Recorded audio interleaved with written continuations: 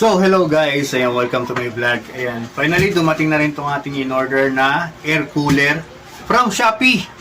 Ayan, sa Shopee natin siya in-order. So, unboxing natin ngayon siya. Ayan, ito siya, papakita natin kung gano'n ganda. Oh yeah. At, tara, buksan natin. Yeah. Came at 17. Damn. I don't ever slow up, no I don't take shit. I got no love for the fakeness. If you wanna play tough and wanna hate this, I'll always show up. I don't ever slow up, no I don't take shit. I got no love for the fakeness. If you wanna play tough and wanna hate this, I'll always show up and make a statement. I don't ever slow up, no I don't take shit. I got no love for the fakeness. If you wanna play tough and wanna hate this, I'll always show up and make a statement. Everything I do so instinctive and so passionate. Every word I move so descriptive like an adjective. I got a vent. So, ayan, ayan ang brand. Ayan, Linodi. Ayan, galing Shopee. Air cooler. So, titesting natin din ito mamaya.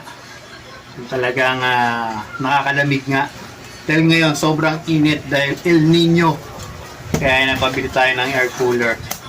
Yan, di masya kasing lamig ng aircon kasi medyo mahal ang aircon. So, dito na tayo.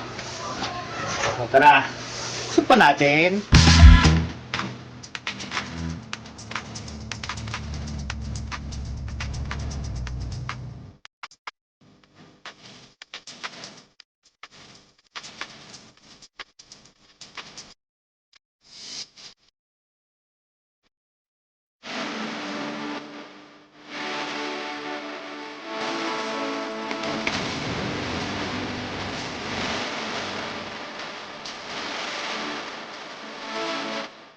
So, ito siya guys, ayan, Linodi na air cooler, mechanical lang siya, hindi natin kinuha yung remote, no? So, para medyo mura-mura siya ng konti. So, ito nga pala ay 3,2999. So, plus shipping, umabot siya ng 3,100 plus. Ayan, 3,100 plus. Plus shipping na yun. So, tingnan natin yung manual. Dito nakalagay yung manual, ayan. Ito yung manual. Basahin natin mamaya kung paano natin gagamitin. And ito yung ice baby niya. Ice baby. Gunggong! Barinig kita sa mukha eh! Ayan, 4. So, kailangan natin na gawin yellow para yung pag naglalagay natin dito, malamig na yung ano. So, may kasama siya yun, yung 4 na gulong para sa ilalim. Then, so hindi natin mamaya, pakita natin kung ano tsura sa loob. So, yan, ito na siya. Ayan, kabuuan, may gulong na rin. Ito nga pala ay 40 liters. Yung capacity niya, 40 liters. Ito sa ilalim yung tangke. So, dito mga pupunta yung tubig na nilalagay mo rito. So, nagre-recycle lang yata yan. So, tara yung montage natin.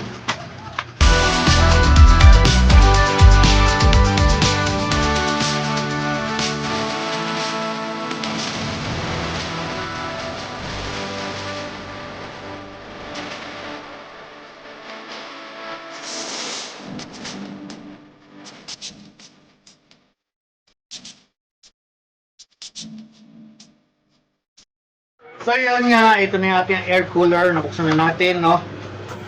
So, mamayang gabi, titesting na natin. Then, balikan ko kayo bukas. The next day. So, this is it. Ayan, after natin matesting ng isang araw, dalawang gabi pala. So, natesting natin ang dalawang gabi. Una, yung nilagay natin yung kanyang ice bucket na kulay blue. Yun ang unang tinesting natin. So, and yung pangalawang gabi, tinesting ko naman yung cube ice. No, cube ice ang nilagay ko kung ano mas malamig. So, sa aking review dito sa ating air cooler, okay naman siya. Lumalamig talaga yung release ng hangin. So, ang mas maganda lang ito, kung nangyari, ang kwarto nyo is room lang na maliit, kaya niya siguro palamigin ng konti lang. Hindi naman kasi lakas ng aircon. Pero konti lang, kaya niya siguro. Kasi dito sa amin, sa sala, hindi siya kaya kasi maraming open space, open area na kung saan lang tumatagos yung hangin niya, nilalabas yung lamig. So, hindi siya gaano. So, ang ginawa ko, ayan, tinesting ko naman sa pangalawang gabi, tinesting ko yung cube ice na malalaki. Yun naman ginamit ko na nilagay dito. So, okay siya, mas malamig siya ng konti kaysa dun sa box niya na kulay blue. Yung may gel yata yung laman sa loob eh. So yun nga yung review ko dito, okay naman siya, malamig naman, pero hindi talaga siya gano. Parang electric fan lang siya na maliit na lumalamig. Ganun lang siya. So ngayon, ayan, lumalamig na siya ng konti. Kaya siguro kung ano, ito, natabi ko na ito sa pagtulog, katabi ko sa ikaan, sa kama, nakatutok sa akin. So yun, lumalamig naman. So ayan, ayan, tulad ngayon siya, ayan o. So siguro final review ko rito dito sa mga ganitong air cooler na galing sa Shopee. Kung ang kwarto nyo ay kwarto lang talaga na maliit, ayan, pwede siya siguro gamitin.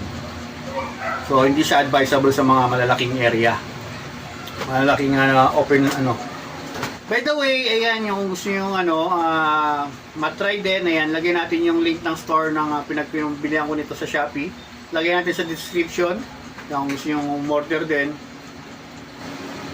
So yan, umulan na naman, wala nang tag-init. Ewan ko ba, El Nino daw pero nagbabagyo. So hanggang dito na lang siguro tayo guys, and thanks for watching. Ito ang ating air cooler. Bye bye, salute. Oy, by the way, thank you nga pala sa nag-sponsor. Ayan, dahil ayaw talaga, bilib talaga kay Hana Mix Vlog. Talagang sobrang support niya. Ayaw niya na ako nainitan kasi medyo nung kailan El Nino nga, sobrang init talaga. So wala man tayong aircon. Sabi niya mag-aircon daw ako pero ayoko dahil magastos sa kuryente. So sabi ko, so try natin tong air cooler. So yun nga, medyo nakalamig siya ng konti. Kaya thank you so much Hana Mix Vlog. Love, thank you. So bye bye, salute guys. Thanks for watching. See you on my next vlog.